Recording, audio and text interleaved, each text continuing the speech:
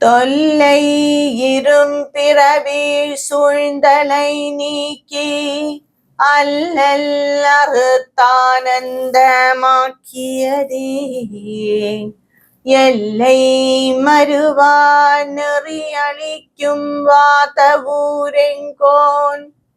திருவாசகம் எனும் தேன்.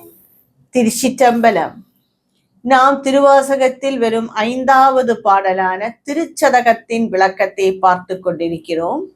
நாம் அதில் 2வது பாடலான அறிவுறுத்தல் என்ற தலைப்பின் கீழ் வரும் பாடலின் விளக்கத்தை பார்த்து கொண்டிருக்கிறோம். ஆமாறுன் திருவடிக்கே அகம் குழையேன் அன்புருகேன் பூமாலை புனைத்தேந்தேன் புகழ்ந்துரையேன் புத்தேரீர் கோமானின் திருக்கோயில் தூகேன் மெழுகேன் கூத்தாடேன் சாமாரே விரைகின்றேன் சதுராலே சார்வானே. மாணிக்கவாசக அடிகளார் கூறுகிறார், உன் திருவடிக்கே ஆளான நான், அதில்தான் நான் வந்து அடைய போகிறேன், அதுதான் என் இடம். ஆனால் நான் மனம் நெகிழ்கிறேன். எதற்காக என்றால் அன்புருகேன், அன்பினால் நான் உருகினதில்லை. பெரிய அன்பினாலோ, அதாவது பக்தி வந்து அப்படியே கண்ணிலெல்லாம் கண்ணீர் வந்து ஆனந்த கண்ணீர் பெருக அப்படியெல்லாம் உன்னை நான் வழிபட்டதே இல்லை. பூமாலை புனைந்த ஏத்தேன், பூமாலை பூவை தொடுத்து மாலையாக செய்து உனக்கு நான் அளித்ததும் இல்லை, அப்படி நான் போட்டதே இல்லை. புகழ்ந்து உரையேன், சரி அதெல்லாம் போகட்டும், உன்னை வாயால் புகழ்ந்திருக்கிறேனா? அதுவும் இல்லை. ஏதோ எடுத்து பேசி இருக்கிறேனா? இல்லை. நின் திருக்கோயில் தூகேன், உன் கோவிலை ஒரு நாள் கூட சுத்தம் செய்ததில்லை. எல்லா சிவல் கோவில்களிலும் இந்த ஞாயிற்றுக்கிழமைகளிலானால் உழவார பணி என்று கோவிலை சுத்தம் செய்வார்கள். பல பக்தர்கள் கூடித்தான் ஏதோ சுத்தம் செய்வார்கள். இதுபோல் எல்லாம் நான் செய்ததே இல்லை என் வாழ்நாளில். மெழுகேன், அதை கூட்டி பெருக்கி மெழுகி சாணமிட்டு மெழுகுவது, இது எல்லாம் இன்று காலத்தில் இல்லவே இல்லை. ஏதோ இந்த கரோனா வந்த காலத்தில் கொஞ்சம் எல்லாரும் அந்த சாணத்தை வைத்து மொழிகினார்கள். மொழுகாக இருந்தது அந்த சமயத்தில். மொசைக்கிட்ட டைல்ஸ் இட்ட தரையில் வேற போட்டு மொழுகினார்கள். ஆனால் அதற்கு பிறகு அந்த ஒரு கலாச்சாரமே போய்விட்டது. இதுபோல் உன்னுடைய கோவில் வாசலில் எல்லாம் நான் சாணமிட்டு மெழுகினதோ பெருக்கினதோ சுத்தம் செய்ததோ இல்லை. கூத்தாடேன், சரி பக்தியால் மனமுருகி இந்த திருவாசகம் எல்லாம் படித்து முடிக்கும் பொழுது அந்த திருவாசகத்தையே தலையில் வைத்து கொண்டு ஆடுவார்கள். இதுபோலோ இல்ல பக்தியால் உன் மனமுருகி நான் கூத்தாடினதெல்லாம் இல்லை. ஆனால் சாமாரே விரைகின்றேன், நான் உன்னுடன் வருவதற்கு மிக விரைகின்றேன், அவசரப்படுகின்றேன். சதுராலே சார்வானே, யோகத்தாலே அடையக்கூடிய சிவபெருமானே, உன்னை நான் அடைய நான் விரும்புகிறேன். உன்னுடைய திருப்பாதங்கள் எனக்குத்தான் சொந்தம். ஆனால் அதை நினைத்து நான் மனம் நெகிழ்கிறேன். ஏனென்றால் மற்ற பக்தர்கள் எல்லாம் இதையெல்லாம் சாதாரணமாக செய்திருக்கிறார்கள். உன்னை புகைந்திருக்கிறார்கள், உனக்கு மாலை தொடுத்து அளித்திருக்கிறார்கள், உன்னுடைய கோவிலை சுத்தம் செய்திருக்கிறார்கள், எல்லாம் செய்திருக்கிறார்கள். நானோ எதுவும் செய்யவில்லை. அதனால் அதை நினைத்து மனம் நெகிழ்கிறது என்று கூறுகிறார். வானாகி மண்ணாகி வழியாகி ஒளியாகி ஊனாகி உயிராகி உண்மையுமாய் இன்மையுமாய் கோனாகி யான் எனதென்று அவரவரை கூத்தாட்டு வானாகி நின்றாயை என் சொல்லி வாழ்த்துவனே. நீதான் இந்த வானாக இருக்கின்றாய், மண்ணாக, இந்த மண்ணெல்லாம் உனக்குத்தான் சொந்தம், நீதான் அது.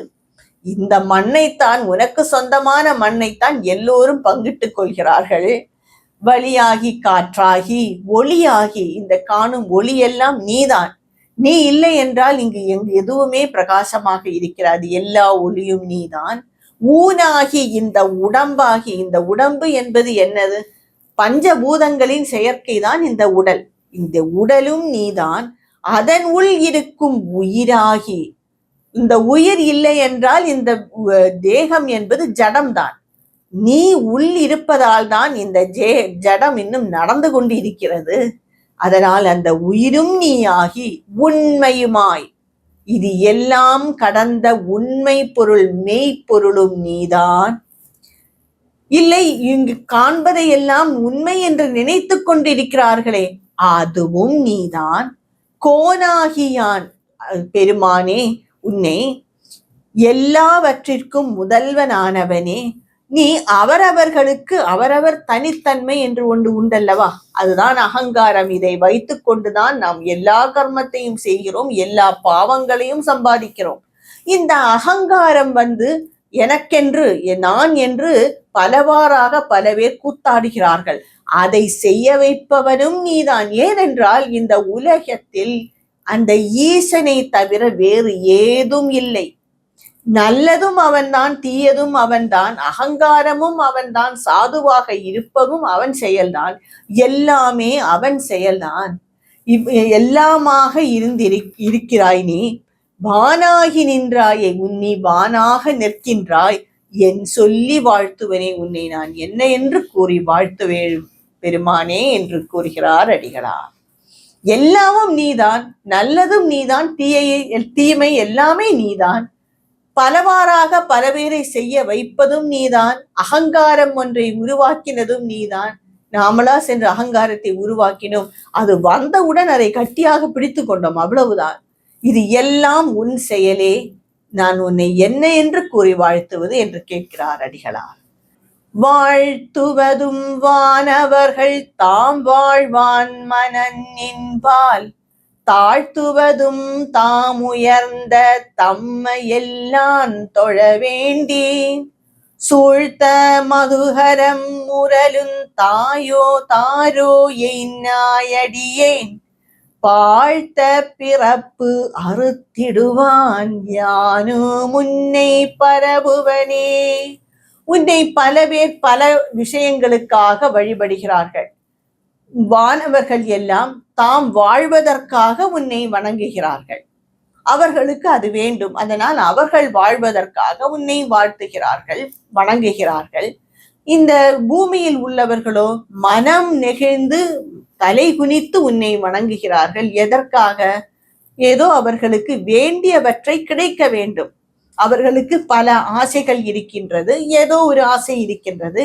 அதை அவர்களால் தனியாக எந்த ஒரு இதையும் அவர்களுக்கு கிடைக்காது, யாருக்குமே. அந்த ஈசனின் ஒரு அருள் இல்லாமல் எந்த ஒரு உலக வாழ்க்கையில் உள்ள விஷயமானாலும் நடைபெறாது. அதனால் அது எல்லாம் நடைபெற வேண்டும், ஆசைகள் பூர்த்தியாக வேண்டும் என்பதற்காக உன்னை வழிபடுகிறார்கள். ஆனால் நானோ உன்னை எதற்காக வழிபடுகிறேன் என்று தெரியுமா? பாழ்ந்த பிறவி அறுத்திடுவான் யானு முன்னே பரவுபவனே. எனக்கு இந்த பாழான பிறவி, எந்த பிரயோஜனமும் இல்லாத பிறவி, ஏதோ பிறந்தோம், கொஞ்ச நாள் சுற்றி திரிந்தோம், போய்விடுவோம். சந்தோஷமாக நாம் போகலாம், மற்றவர்களுக்கு கஷ்டத்தை வைத்து விட்டு போகக்கூடாது. இப்படியெல்லாம் தான் இந்த வாழ்க்கை இருக்கிறது. இந்த பாழான பிறவியை எடுத்தது எதற்காக? இதை நீ அறுக்க வேண்டும், அதற்காக உன்னை நான் வணங்குகிறேன் என்று கூறுகிறார் அடிகளார். ஒவ்வொருவருக்கும் ஒவ்வொரு இந்த அஜெண்டா என்று கூறுவார்களே, அவர்களுக்கான ஒரு விஷயங்கள், ஆசைகள் இருக்கும். ஆனால் என் ஆசை என்ன என்றால், இந்த பாழான பிறவி இனிமேல் எனக்கு வேண்டாம், வர வேண்டாம் என்பதற்காக உன்னை நான் வணங்குகிறேன் என்று கூறுகிறார் அடிகளார்.